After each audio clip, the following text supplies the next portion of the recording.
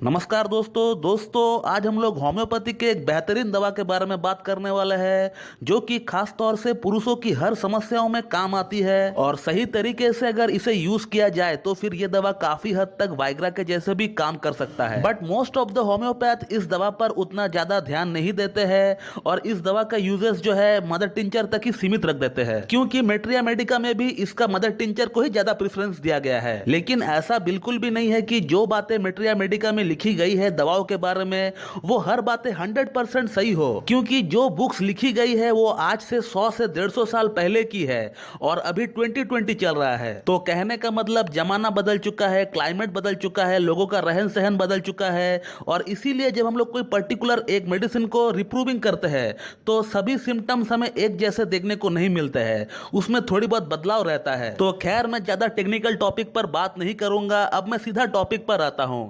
तो दोस्तों मैं डॉक्टर सुप्रियो दत्ता, आज हम लोग जिस दवा के बारे में बात करने वाले हैं उस दवा का नाम है डामियाना। अब दवा का नाम सुनकर आप वीडियो को क्विट मत कर देना। यहाँ पर मुझे पता है आप लोग इस दवा का नाम से काफी ज्यादा परिचित है और इस दवा के ऊपर आप लोग बहुत सारे वीडियोस ऑलरेडी देख चुके हैं और मुझे यह भी पता है कि बहुत लोग इस दवा को ऑलरेडी यूज कर भी चुके हैं यूट्यूब वीडियोस को देखकर, जिसका उन पर कोई भी पॉजिटिव असर नहीं पड़ा। लेकिन इसका मतलब यह नहीं कि डामियाना एक गलत दवा है, ऐसा बिल्कुल भी नहीं है दोस्तों डामियाना पुरुषों के लिए एक बेहतरीन दवा है, एक फैंटास्टिक दवा है। लेकिन इसका रिजल्ट जो है वेरी करता है आप उसे कैसे यूज कर रहे हो, किस कंडीशन के लिए आप यूज कर रहे हो और किस फॉर्म में आप यूज कर रहे हो। सपोज अगर आपको इरेक्टाइल डिसफंक्शन की प्रॉब्लम हो रखी है और आप इसका मदर टिंचर को यूज कर रहे हो लंबे समय से इरेक्टाइल डिसफंक्शन को क्योर करने के लिए, तो मैं आपको बता दूं कि आपका प्रॉब्लम 10% भी क्योर नहीं होगा अगर आप इसे इरेक्टाइल डिसफंक्शन की प्रॉब्लम में मदर टिंचर के फॉर्म में यूज करोगे। तो जाहिर सी बात है आपको डामियाना को पोटेंसी में यूज करना होगा इरेक्टाइल डिसफंक्शन के लिए।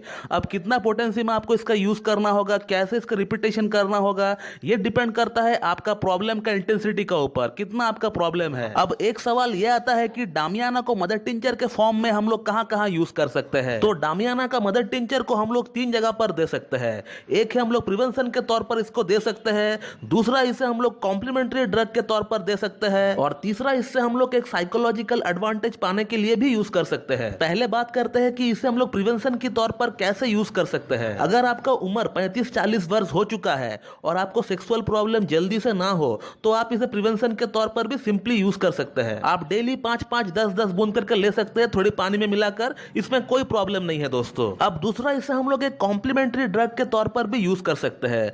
अब ये कॉम्प्लीमेंट्री ड्रग क्या होता है, फॉलोवेल ड्रग क्या होता है, इनिमिकल ड्रग क्या होता है, एंटीडोट क्या होता है, ये थोड़ा सा टेक्निकल टॉपिक है दोस्तों। आप सिर्फ इतना समझ ले कि सपोज किसी पेशेंट के इरेक्टाइल डिसफंक्शन की प्रॉब्लम थी और अब वो क्योर हो चुका है होम्योपैथिक ट्रीटमेंट की मदद से, तो ऐसी कंडीशन जहां पेशेंट को इंप्रूवमेंट मिल रहा है या फिर पेशेंट का प्रॉब्लम क्योर ही हो गया है, तो इस कंडीशन में हम लोग उसी दवा जिससे पेशेंट को क्योर मिल रहा है या फिर इंप्रूवमेंट मिल रहा है, हम लोग उस दवा का कॉम्प्लीमेंट्री ड्रग देखते हैं या फिर फॉलोवेल वाली लिस्ट चेक करते हैं। तो अलग अलग दवाओं की अलग अलग कॉम्प्लीमेंट्री ड्रग होता है, अलग अलग फॉलोवेल वाली लिस्ट होता है। बट डामियाना इन केसेस में एक कॉमन ड्रग है जिसे आप हर मेडिसिन के साथ यूज कर सकते हैं या फिर हर मेडिसिन देने के बाद आप यूज कर सकते हैं। और जो अगला बेनिफिट डामियाना मदर टिंचर का है वो है साइकोलॉजिकल बेनिफिट। अब इससे साइकोलॉजिकल बेनिफिट कैसे मिलता है, जब किसी पेशेंट का केस पूरी तरह से सॉल्व हो जाता है, वो पेशेंट पूरी तरह से जब क्योर हो जाता है, तब अमूमन डॉक्टर सब मेडिसिन बंद कर देते हैं और अब मेजोरिटी ऑफ द पेशेंट ऐसा सोचते हैं कि डॉक्टर ने तो मेडिसिन बंद कर दी है, अब शायद वही प्रॉब्लम, वही सेक्सुअल प्रॉब्लम जो है हमें फिर से वापस आ जाएगा। ऐसा नेगेटिव सोच बहुत पेशेंट में है और बहुत पेशेंट तो पूछ भी लेते हैं डॉक्टर साहब से कि सर आपने तो मेडिसिन बंद कर दी हमारा, तो क्या वो प्रॉब्लम फिर से वापस तो नहीं आ जाएगा। तो फिर इस तरह की नेगेटिव सोच, नेगेटिव मेंटालिटी पेशेंट का दिमाग में ना आए, तो इसे हम लोग टैकल करने के लिए डामियाना जैसी मेडिसिन को कंटिन्यू कर सकते हैं। जरूरी नहीं है कि आपको डामियाना को ही प्रेस्क्राइब करना है, आप उसके जगह नॉन मेडिकेटेड प्लेसिबो यानी सिर्फ ऐसी ग्लोबल्स जिसमें कोई दवा मिला हुआ नहीं है वो भी आप पेशेंट को दे सकते हो, जिससे कि पेशेंट को ऐसा फील हो कि हाँ हम मेडिसिन ले रहे हैं अपना प्रॉब्लम के लिए और वो नेगेटिव सोच पेशेंट का दिमाग में ना आ सके। बट सिर्फ प्लेसिबो देकर फीस लेने का कोई मतलब नहीं बनता है और तो और पेशेंट को बहुत ज्यादा हैरेसमेंट भी होता है आने जाने का। तो इसीलिए डामियाना जैसी मेडिसिन को मदर टिंचर में प्रेस्क्राइब करना मैं एटलीस्ट सही समझता हूं। और तो और डामियाना का एक बहुत ही अच्छा रोल भी रहता है इन केसेस में, ये एक बहुत ही सपोर्टिव, एक बहुत ही कॉम्प्लीमेंट्री ड्रग का रोल प्ले करता है। तो आप हमेशा डामियाना को ही प्रेस्क्राइब करें इन कंडीशंस के लिए। अब कई लोग मुझे ये सवाल पूछते हैं कि क्या होम्योपैथी में वाइग्रा जैसी कोई दवा है जिसे लेने के बाद हमारा लिंग का तरफ ब्लड सर्कुलेशन इरेक्शन बढ़ जाए, जिससे कि हमारा लिंग में प्रॉपर इरेक्शन आ सके, एक कड़कपन आ सके। तो दोस्तों यहाँ पर मैं आप लोगों को एक बात बताना चाहूंगा कि वाइग्रा के जैसा कहना तो गलत होगा, लेकिन काफी हद तक ये काम करता है वाइग्रा के जैसा। ये वाइग्रा के जैसा इंस्टेंट इरेक्शन तो नहीं ला पाती है, इसको इरेक्शन लाने में कम से कम 1 से 2 दिन लगते हैं, और इससे इरेक्शन का प्रॉब्लम कुछ दिनों के लिए ठीक भी हो जाता है। वो डिपेंड करता है पेशेंट का इम्यूनिटी का ऊपर। किसी को 5 दिन तक के लिए रहता है, तो किसी को 10 दिन तक के लिए रहता है, तो फिर किसी को 15 दिन तक के लिए रहता है। बट इसको आपको वाइग्रा के जैसा यूज करने के लिए 1 ml या फिर 10 ml का एक सिंगल डोज लेना होगा, तभी ये वाइग्रा की जैसा एक्ट कर पाती है, और 90% लोगों में ये बहुत ही अच्छा काम भी करता है।